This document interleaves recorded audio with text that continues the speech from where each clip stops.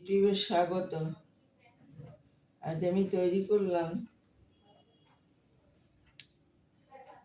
মুগ দিয়ে মটর আর বিউলির ডাল, পাঁচফোড়ন দিয়েছি আর দিলাম শোলা কচু, টুকরো টুকরো করে কেটে ভাপিয়ে পাঁচফোড়ন দিয়ে আর কচু দিয়ে করলাম।